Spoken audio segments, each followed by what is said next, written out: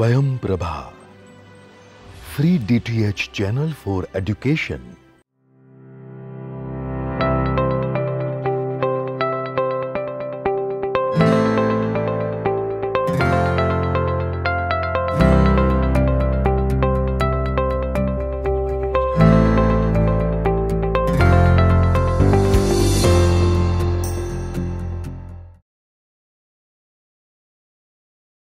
Greetings. We have had introduction to elements of quantum computing. We know that quantum computing is done using qubits as opposed to bits in classical computing. Qubits are states of superpositions of what are regarded as mutually exclusive possibilities in classical physics. And this generates a huge opportunity to communicate information. And communication of information is of great value. It is becoming an increasing necessity of the modern world. There are many reasons to do that. And the story of quantum computing, which in its classical avatar, which was prior to quantum computing, started with Charles Babbage and then through the works of Alan Turing. These are some of the main persons who contributed to it. And then it took a quantum leap in 1982 with Feynman's famous address at MIT, where he gave a keynote address. And he said that if computing is done as per the laws of nature, then it would be far more efficient. And the laws of nature, of course, are quantum mechanical. So this is the importance of doing quantum computing, and what it led to are very exciting ideas about teleportation.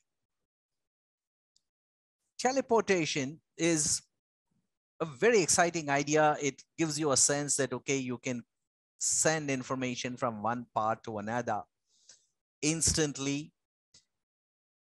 And that is awesome. Now, in the first lecture today, I'm going to discuss what teleportation is not, rather than what teleportation is or how it is achieved. We will certainly discuss that in the coming few lectures. But in the first lecture, the focus will be on explaining what teleportation is not, because, you know, entanglement is such an amazing phenomenon that it makes you wonder if you can send information instantly. There is a good reason why one imagines that this might be possible. And this is triggered by one's understanding of entanglement. And Schrödinger coined this term, entanglement. He thought about a cat being in a state of being alive and also being dead, because this is what we learned from Young's double slit experiment, that if you have a Young's double slit experiment, then the interference results from the possibility of particles going through either slit 1 or slit 2. And as long as you do not spy on these particles, as long as you do not try to find from which slit the particle has gone, the interference lasts. But the moment you do an experiment to find out if the particle has gone from slit 1 or from slit 2, as soon as a measurement is done, then the interference is destroyed. And we have discussed this in some of our earlier classes. So this is a result of entanglement, and this is always there between entangled particles. It's not something that information flows from one particle to the other, from one point to another. Like whenever we talk about travel, We always talk about travel from point A to point B, or from an instant of time T1 to a later time T2. So entanglement is always there between entangled particles. It's not something which travels from one particle to the other. It doesn't travel over a passage of time. It's just there. And if it is just there, the state of being entangled makes no reference to the distance between the entangled particles, which means that it is instantaneous. It is there between particles which are well separated. And this is really spooky. So you have two particles now, two qubits. Each is like in a state of being dead and alive, a superposition of 0 and 1. So here is one cat, which is in a state of being dead and alive. Here is another one. And the state of each is in its own vector space, and their combined state is in a larger space, which is a tensor product of the state of the first cat, the first qubit, and the second qubit. And the question is the two qubit state, can it be factored as a product of single qubit states? If the answer to this question is no, it means that the qubits are entangled. Qubits which are not entangled can certainly be multiplied to get a two qubit state, but then that qubit by inverse logic can obviously be factored into a product of two single qubits. So this is the meaning of an entangled qubit. And an entangled multi-qubit, this is the larger definition, it cannot be factored as tensor product of lower qubits. And this is true not just for two qubits, but also for 3, 4, 5, whatever. So now we have these two qubits, and we represent them by these two block spheres. And the qubit on the left is anywhere on the surface of this block sphere. And the second qubit is anywhere on the surface of this block sphere. And these qubits may or may not be entangled in principle. If they are entangled, you cannot write it as a product of two individual qubits. Each qubit is a superposition of 0 and 1. And this qubit could be anything. It could be a spin system. A spin half system is a wonderful candidate for a qubit. It can also be a photon, or there are so many other candidates. It can be a quantum dot. Various other candidates for qubits are possible. So you have these two qubits that we are going to consider. And you can constitute entangled states from these qubits. These entangled states are the Bell states. And there can be these 4 Bell states of two qubits. So these are, the first qubit is with Alice, and that is the one subscripted by A. The second qubit is with Bob. This is subscripted by B. So there are two qubits. Each is a superposition of 0 and 1. Each is a superposition of 0 and 1, yes or no, dead and alive, whatever. And you write the two qubit state in which you indicate the state of qubit with Alice first and Bob next, always ladies first here. And this is a superposition of 0, 0 and 1, 1. But then you can all have them in phase or out of phase, either with a plus sign or with a minus sign.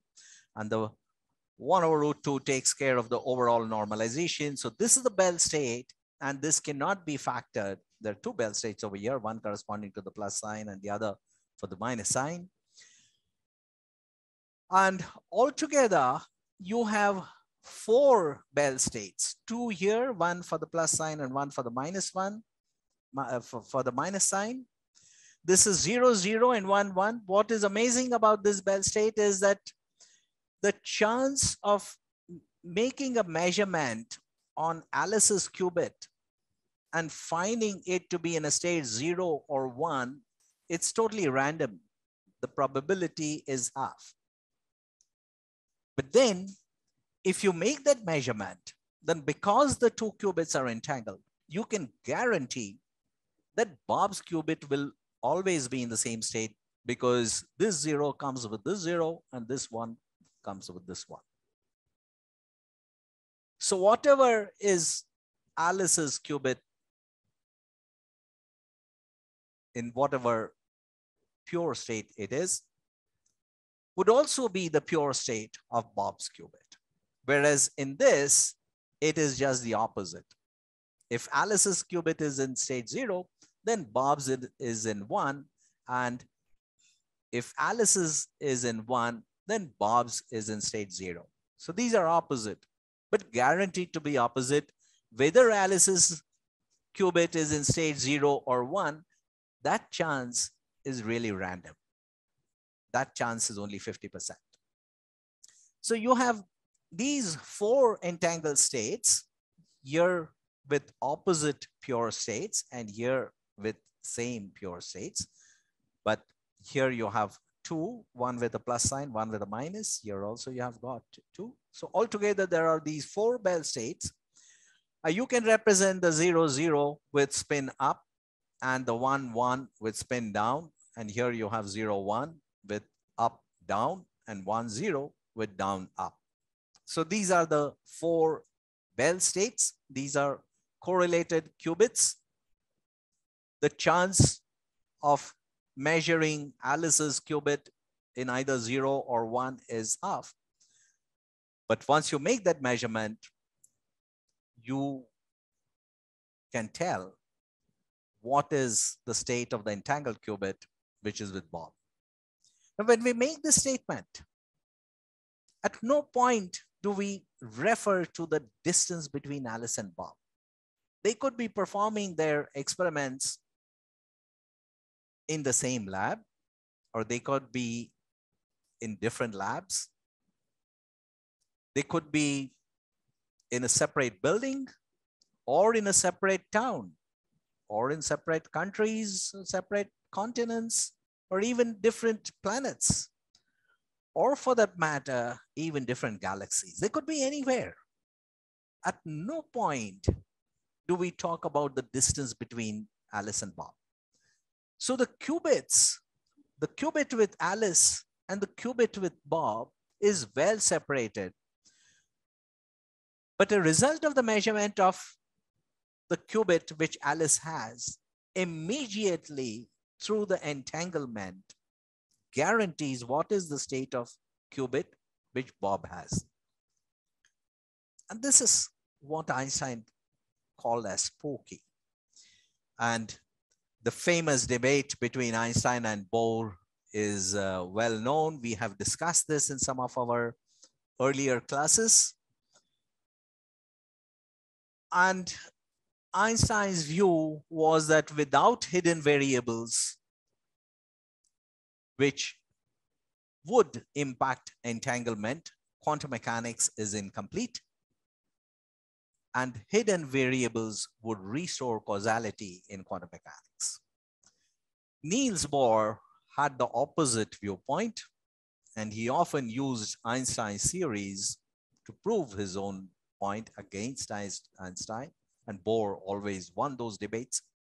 These are the famous debates which took place at the Solvay conference in 1927.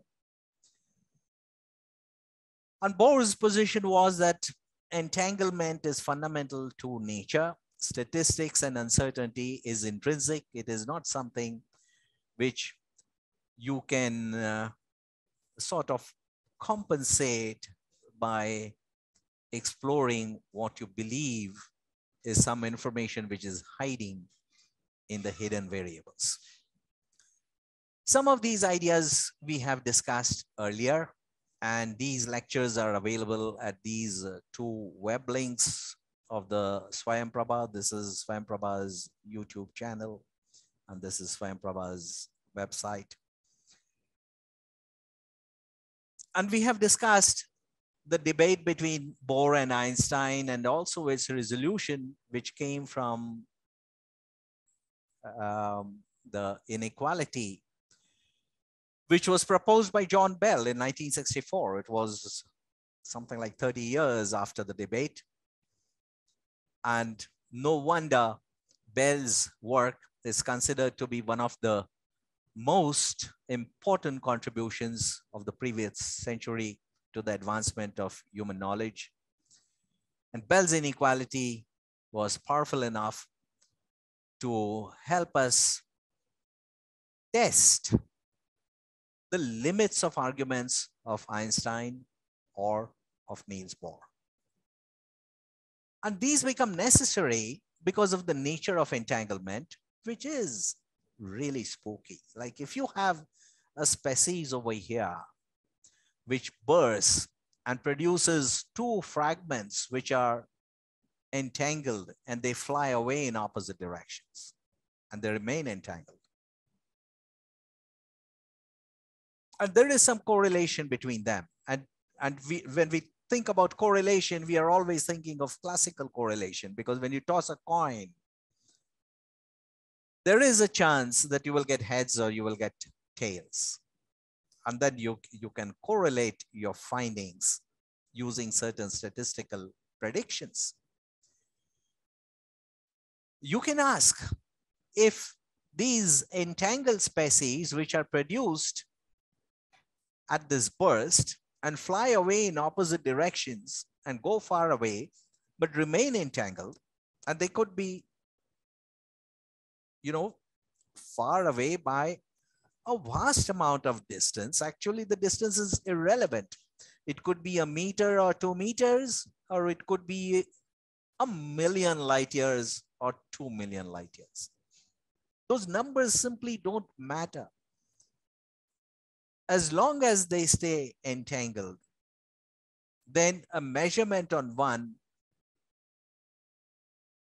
would produce a predictable impact on the state of the other because of entanglement.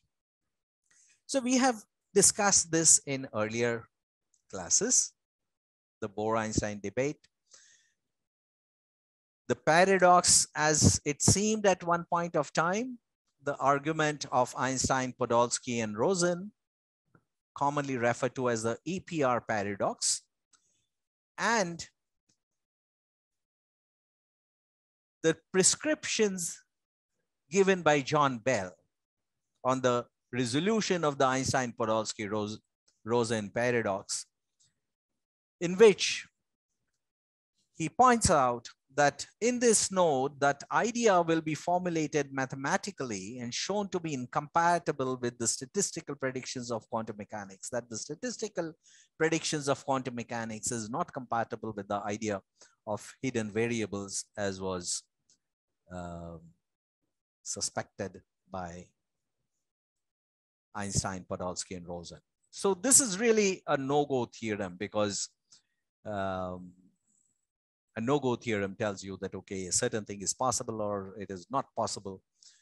And a theory which would require quantum mechanics to be counterfactual and so on. So some of these things we have discussed earlier, and I will refer you to those lectures which you can visit at the links which I mentioned earlier. So this is a no-go theorem. And a no-go theorem tells you that a particular situation is not physically possible. So the Bell's theorem tells you that local hidden variables cannot reproduce predictions of quantum mechanics. The joint assumption of hidden variable and local causation contradict the predictions of quantum theory. And how do you know that it contradicts? Well, perform an experiment, and every single experiment that has been done proves that the correlation in quantum mechanics, the entanglement, is not due to hidden variables. There are other no-go theorems like the Earnshaw's theorem. This is a no-go theorem from classical physics, that if you have a collection of point charges, then you cannot hold them in stable equilibrium purely using electrostatic fields. So this is the no-go theorem. And of course, this is important because when you make ion traps, then you need different strategies because of this particular property in nature, that you cannot hold a collection of charges in stable equilibrium using static fields. So that's the reason you have to develop different kinds of ion traps like the Paul trap, the Penning trap, and so on. So here we are concerned with entanglement, and its spookiness is what makes it challenging to comprehend. And all intellectual giants, Schrödinger himself, Niels Bohr said that quantum mechanics, if it has not profoundly shocked you, then you have not understood it. Feynman went on to say that nobody understands quantum mechanics. And there is a good reason why these remarks have been made by those who not only understood quantum mechanics, but who really created quantum mechanics in a certain sense. So one tempting question that comes to one's mind is, can there be a theory of nature which is more fundamental than quantum mechanics? After all, before quantum mechanics was developed, we did have a theory of nature. We had a physical theory of nature. This was the classical physics. And it did explain so many things. It explained a large number of things, all of Newtonian mechanics, Lagrangian, Hamilton mechanics, everything that happened around you could be explained using that. And when electromagnetic phenomena were, when mankind, started dealing with electricity, even those phenomena could be explained using Maxwell's theory. And by the turn of the century, between the 19th and the 20th century, almost all of physics seemed to be complete because most of your observations could be explained by the theories which were known at that time, which were classical physics, which was the mechanics of Newton, Lagrange, and Hamilton, and the electrodynamics of Maxwell, which of course includes the work of a lot of people, Coulomb, Ampere, Faraday, and so on. And in fact, Michelson in 1903 made this observation, and I'm quoting him, that the more important fundamental laws and facts of physical science have all been discovered. And these are so firmly established that the possibility of their being supplanted in consequence of new discoveries is exceedingly remote. Essentially what Maxwell said in 1903, that everything that was to be learned in physics was already learned. It explained everything. And there is unlikely to be any physics beyond this. But then we know what happened. We know the story. The special theory of relativity came after that. The general theory of relativity came after that. Quantum mechanics came after that. So might we not suspect that a deeper fundamental theory will come which will supersede quantum theory? And just the way classical mechanics is correct in a certain limiting sense. For example, crudely speaking, one can pretend that, okay, in the limit that the Planck's constant goes to 0, results of physical theories would be classical. So one might inquire, is there a deeper theory which will decohere to quantum theory? But it is something which may be discovered later. And all this is coming from one's concern about entanglement, and perhaps inspired also by the hope that maybe classical causality will be restored in the laws of nature. And maybe there is some such theory which may come tomorrow, if not today, or day after tomorrow, if not tomorrow. So here is a theorem, and this is again a no-go theorem. This is a no-go theorem. This was established just a few years ago in 2018 by Lee and Selby. It is based, it admits that there is no experimental evidence that invalidates quantum theory, but it rules out the possibility of any such theory being found in the future. That there will be no such theory which will supersede quantum theory and decohere to quantum mechanics in a certain limit, in the same way that classical physics is an effective description of the quantum world. There is no larger theory which is perhaps a better theory, and quantum mechanics will still be an effective description of this larger theory. And Lee and Selby show in this work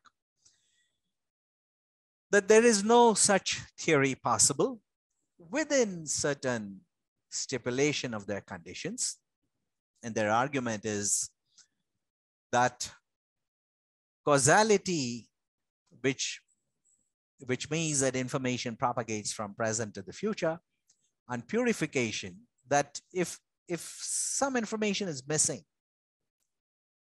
then each state of incomplete information arises in a unique manner. It is essentially unique.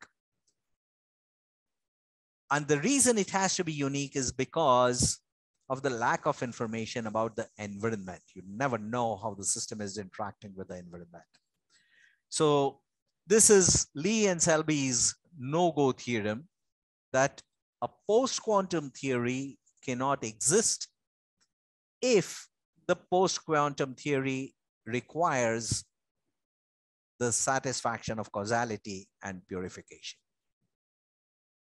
So this is their finding, that a fundamental theory of nature is quantum. It is likely to remain quantum. No other theory is likely to supersede it, at least if it is to respect causality and purification. If there is to be any such theory at all, it will have to abandon causality, or it will have to abandon purification, or it may have to abandon both. So this is again a no-go theorem. And there are other no-go theorems. And I would like to mention one by Arun Pati and Bronstein. This is the impossibility of deleting an unknown quantum state. Professor Pati is at Prayagraj at the Harish Chandra Research Institute. This is called as a no deleting theorem. This is the no-go theorem. What it says is that given two copies of some arbitrary quantum state, it is impossible to delete one of the copies. So that's a no-go theorem. In a certain sense, it is a time-reversed statement, a time-reversed dual of the no cloning theorem, which we have already discussed in one of the previous classes. So together with the no cloning theorem, the no deleting theorem constitutes a method of analysis which belongs to the general area of category theory. It connects quantum mechanics to linear logic, logic of quantum information theory. So these are some of the intellectual domains which open up through these discussions on the no-go theorem. So the no-go theorem that we proved in one of our previous classes was the no cloning machine, that you cannot have a cloning machine in which you insert a quantum state of superposition and an ancillary state and get the original as it was and a copy of the original, that such a copying machine cannot exist. This is the no cloning theorem, which was established by Wouters and Zurich. So it has a very simple proof, which we discussed in an earlier class. The no deleting theorem is the opposite to that, that here to this deleting machine, on the previous slide, we had the copying machine. This is a deleting machine. You input 2 copies of an arbitrary quantum state, which is a state of superposition. And it is impossible to delete one, get an ancillary quantum state, an ancillary state, and one of the 2 copies. So this kind of thing is impossible. So this is the no deleting theorem. So now, given what entanglement is, and we know that the entanglement is the underlying reason for these theorems. For the Bell's theorem, for the no cloning theorem, for the no deleting theorem, a fundamental reality is quantum mechanics. Cloning is not possible, but entanglement seems to give an idea that 2 objects can remain entangled no matter how far they are, even if they are in different continents or different planets or different galaxies. Can you teleport information from one to the other, exploiting the entanglement in this spooky action at a distance?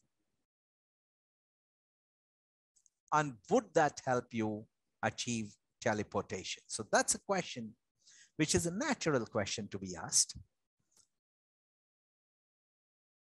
And you think it is going to be possible because you know that if these 2 qubits, qubit 1 and qubit 2, are separated in a state of being entangled, then they remain entangled no matter what the distance is. Will we be able to achieve teleportation?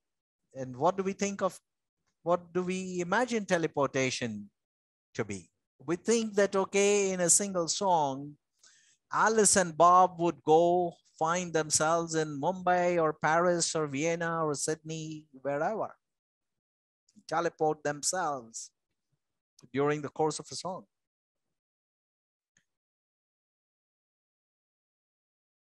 Now, this is not teleportation. What teleportation is the teleportation of quantum information. Alice has a qubit, Bob has a qubit, and these 2 are entangled. And the question is, can Alice teleport quantum information to Bob, who is at a remote location? Now, we are going to take up this question in a very careful manner. We have only commented on what teleportation is not, and what teleportation is and how it is achieved, what are its limitations, and what are the conditions under which it can be achieved is something that we are going to be talking about in the next lecture. Teleportation is a real phenomenon. It's not poetry. It is something which is achievable. But you do need some ancillary resources, some additional resources.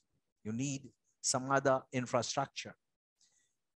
And using that, can you use entanglement? But then you're confronted with another question, because entanglement is instantaneous because it is always there. It's not something which is triggered by something.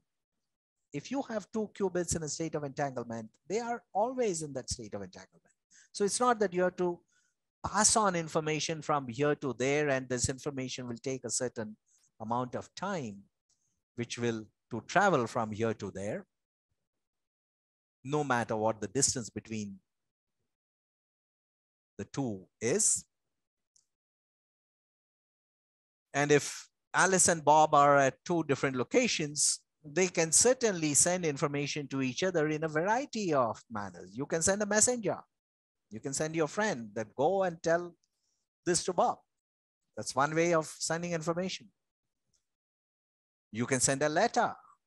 You can send an email. You can make a phone call, or you can take a laser beam and shine light and have some kind of code that, okay, if I shine the laser pulse, twice, and then there is a long pause, and then again twice, then it means the letter A, then a letter B. You can generate a code and send that information. But that information will certainly not reach Bob till the laser light reaches him.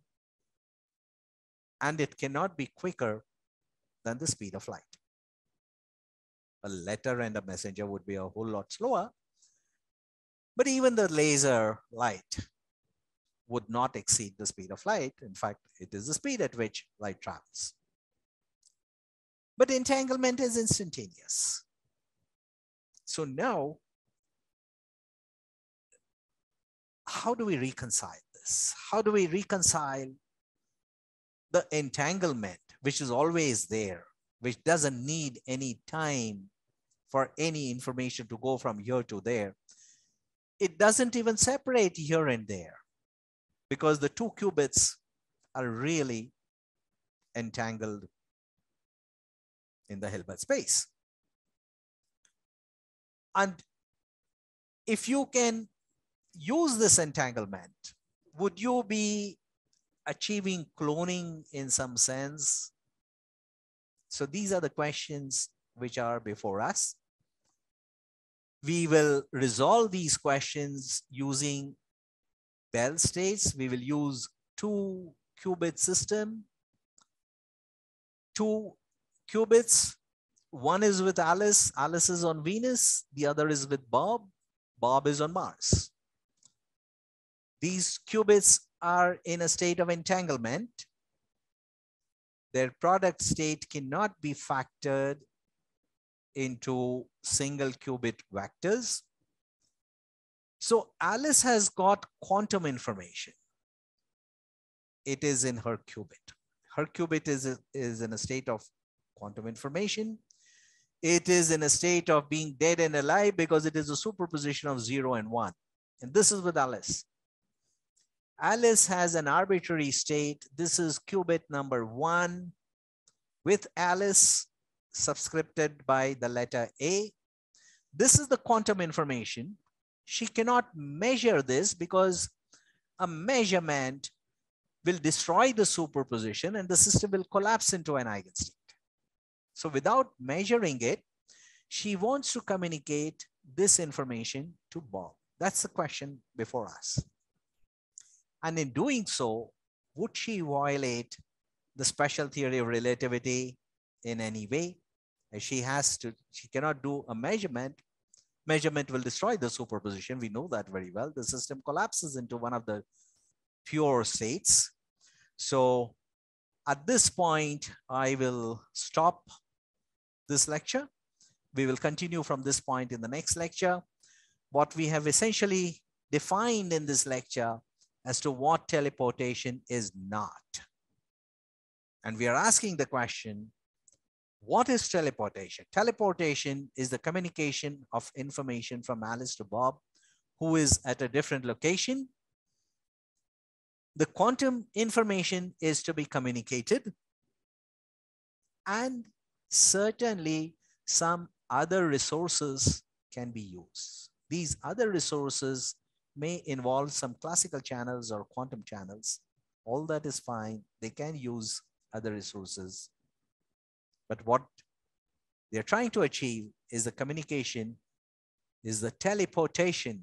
And this is teleportation, which is to transfer this knowledge, which is with Alice. Although Alice doesn't know the pieces A0 and A1. She's in possession of this knowledge, although she does not know what is the value of A0 and what is the value of A1, because she will be able to find that out only if she performs a measurement. So we'll continue from this in the next class. Thank you, and goodbye for now.